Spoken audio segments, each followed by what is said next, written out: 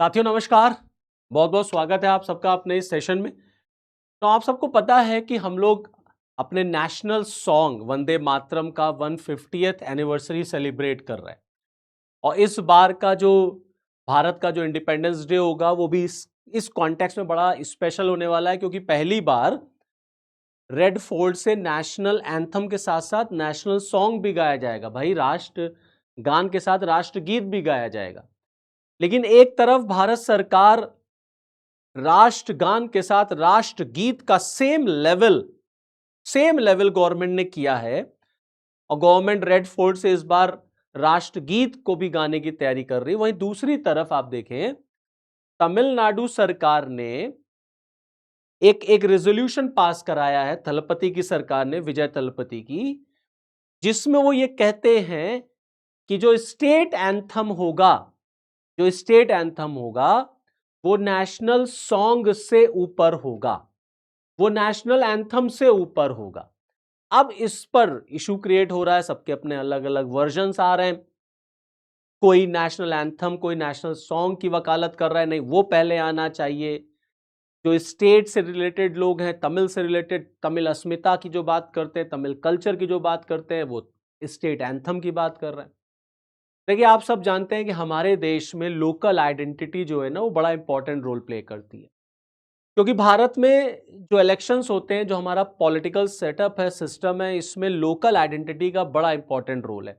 आपका अपना local culture, आपकी अपनी लोकल संस्कृति, सभ्यता, भाषा, इन सब का बड़ा महत्व होता है जब चुनाव हो रहा होता है। ठीक है, जैसे आप बिहार चले जाएंगे तो बिहारी, भोजपुरी, इस तरीके से हर स्टेट में, किसी भी आप राज्य में जाएंगे, जैसे महाराष्ट्र में जाइए तो मराठी, ऐसे ही आप तमिलनाडु में अगर आप गए तो वहां पर जो तमिल लैंग्वेज है, जो तमिल कल्चर है, जो तमिल अस्मिता है, उसका बड़ा डोमिनेंस है, और बड़ा ये इमोशनल एक बहुत इमोशनल सब्जेक्ट हो जाता है।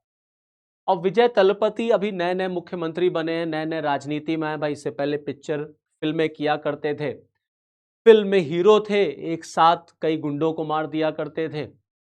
अब वो पॉलिटिक्स में आए हैं तो उनको भी पता चल रहा है कि राजनीति जो है वो किस तरीके से की जाती है, और अगर लंबा खेलना है तो हमें भी कहीं ना कहीं लोकल मुद्दों के साथ तो अपने आप को जोड़ना ही पड़ेगा। तो उसी कॉन्टेक्स्ट में तमिलनाडु विधानसभा ने ये रेजोल्यूशन, ये प्रस्ताव पास कराया है या किया है कि अब कोई भी स्टेट फंक्शन में पहले स्टेट एंथम गाना जरूरी होगा। पहले स्टेट एंथम होगा, फिर नेशनल एंथम होगा, फिर नेशनल सॉन्ग होगा।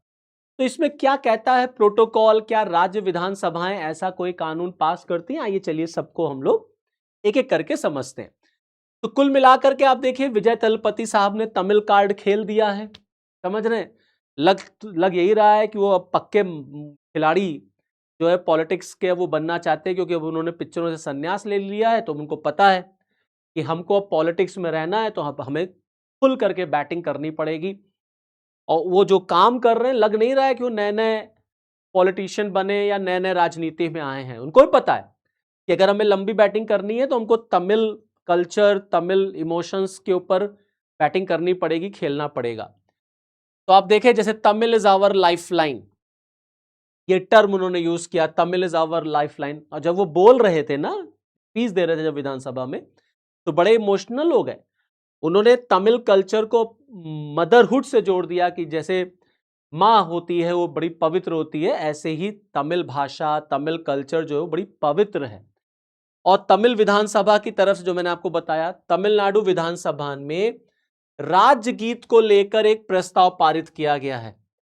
और जो तमिलनाडु, उसका अपना एक स्टेट एंथम है। और स्टेट एंथम क्या है तमिलनाडु का? तमिल थाई वाजथू।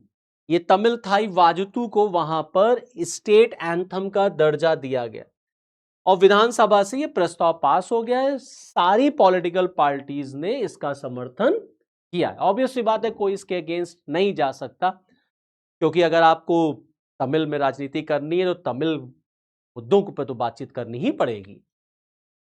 अब देखिए, उन्होंने कहा नो कॉम्प्रोमाइज, कोई कॉम्प्रोमाइज नहीं हो सकता। हम जो है अपने स्टेट एंथम के साथ कोई कॉम्प्रोमाइज नहीं करेंगे, हम अपने तमिल कल्चर के साथ, तमिल लैंग्वेज के साथ, क्योंकि it is not just a language, Tamil is our life and our emotion.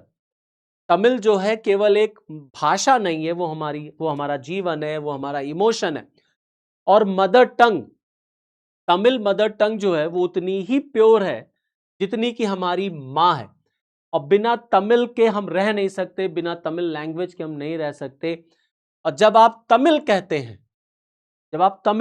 हैं, तो एक साथ पूरा तमिलनाडु जो है वो तमिल भाषा, तमिल अस्मिता, तमिल कल्चर पर आकर के एक हो जाता है।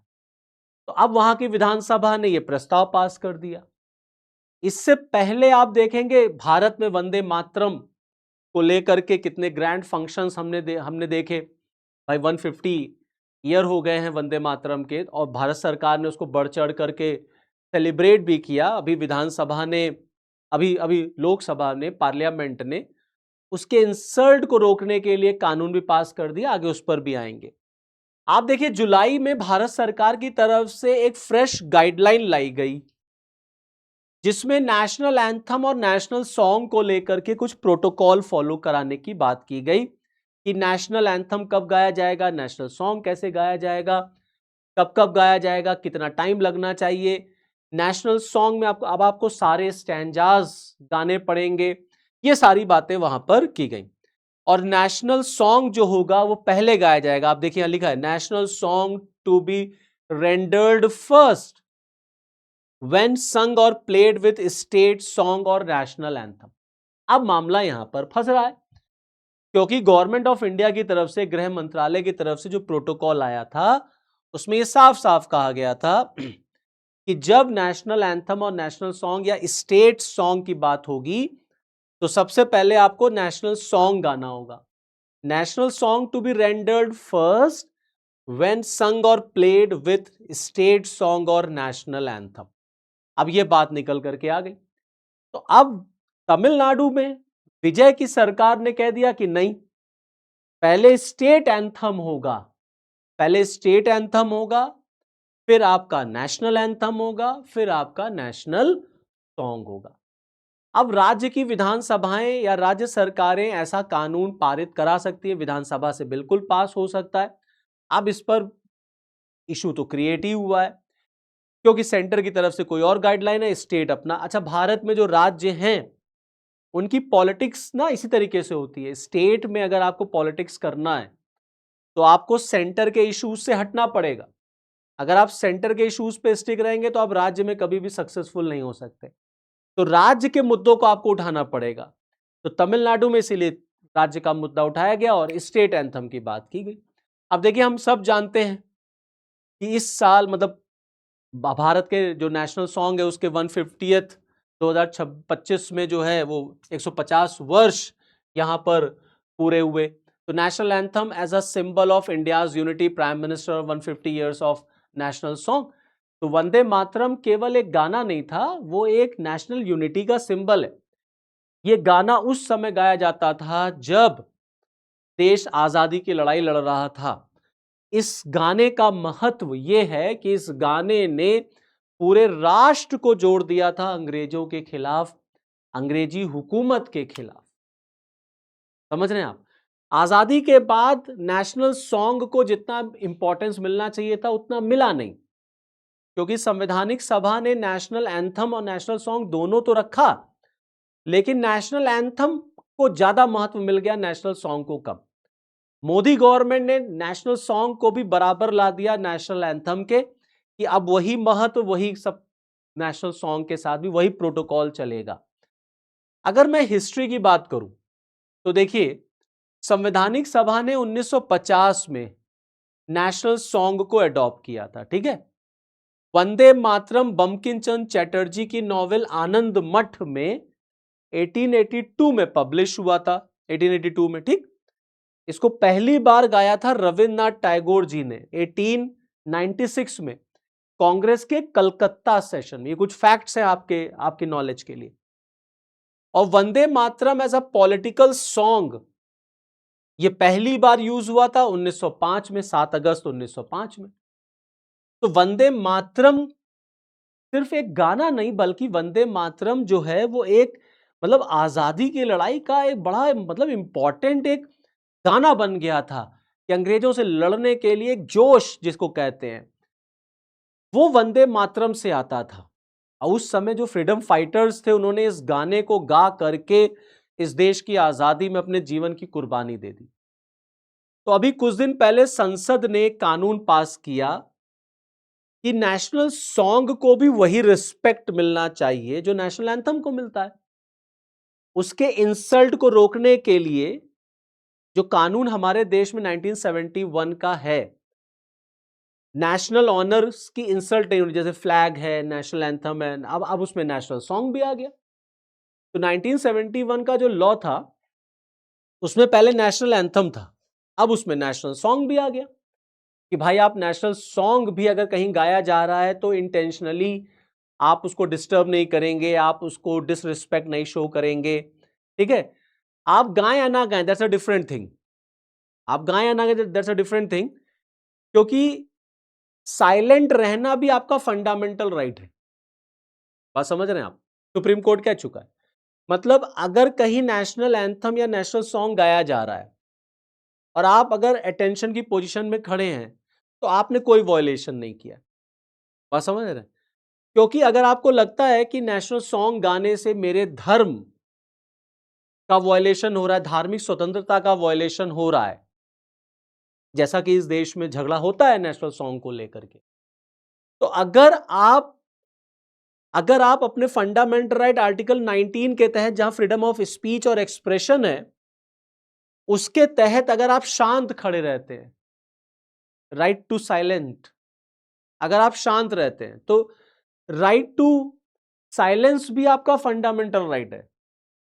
तो आप शांत रहिए, गाइए मत, लेकिन उसको रिस्पेक्ट जरूर दीजिए। ये सारी चीजें हैं। अब देखिए उसी कानून को अभी प्रेसिडेंट ऑफ इंडिया की तरफ से पास कर दिया है, उन्होंने साइन कर दिया।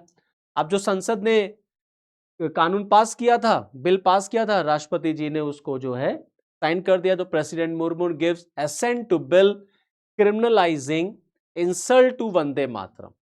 ओके, जो मैं कानून की बात कर रहा था 1971 वाले, prevention of insult to national honour act, ये कानून था। इसमें पहले नेशनल एंथम था, अब इसमें नेशनल सॉन्ग भी आ गया है कि आप डिस्टर्ब नहीं करेंगे, आप उसको डिसरिस्पेक्ट जो है वो नहीं शो करें, ठीक है। अब दूसरी बात जो मैं आपको बता रहा था कि इस बार का जो हमारा इंडिपेंडेंस डे है वो बड़ा खास है। अब खास क्यों है भाई? 80th इंडिपेंडेंस डे होगा हमारा। साथ ही साथ इस बार पहली बार लाल किले से पहली बार नेशनल सॉन्ग वंदे मातरम आपको गाते हुए लोग नजर आएंगे, पहली बार। अभी तक तो नेशनल एंथम होता था, अब नेशनल सॉन्ग यहां पर लोग गाएंगे। तो ये एक बड़ा इंपॉर्टेंट इशू हो गया। अच्छा, जो मैं आपको बता रहा था कि मद्रास तमिल विधानसभा की तरफ से ये बिल जो पास हुआ, अब भैया इसको लेकर के मद्रास हाई कोर्ट में एक याचिका चली गई कि स्टेट एंथम पूरा प्रोटोकॉल सेट कर दिया जाए और स्टेट एंथम को ही प्रायोरिटी दी जाए। अब इस पर देखिए क्या कहना है केंद्र सरकार का। तो सेंटर ने मद्रास हाई कोर्ट को बताया है कि आधिकारिक समारोह में तमिल थाई वाजतू के आदेश पर कोई निर्देश जारी नहीं किया गया। मींस सेंटर की तरफ से कोई एज सच डायरेक्शन अभी नहीं आया है जहां तक तमिलनाडु के स्टेट सॉन्ग या स्टेट एंथम की बात।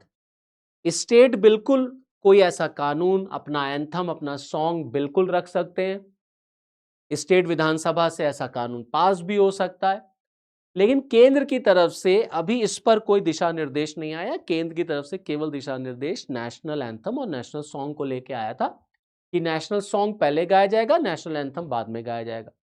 अब अब तमिल विधानसभा से जो रिजोल्यूशन पास हुआ है उसमें स्टेट एंथम पहले हो गया है, फिर नेशनल एंथम है, फिर नेशनल सॉन्ग है। तो गवर्नमेंट ऑफ इंडिया की तरफ से मद्रास हाई कोर्ट को बताया गया है कि हमने अभी इस पर कोई डायरेक्शन नहीं दिया है, ठीक है।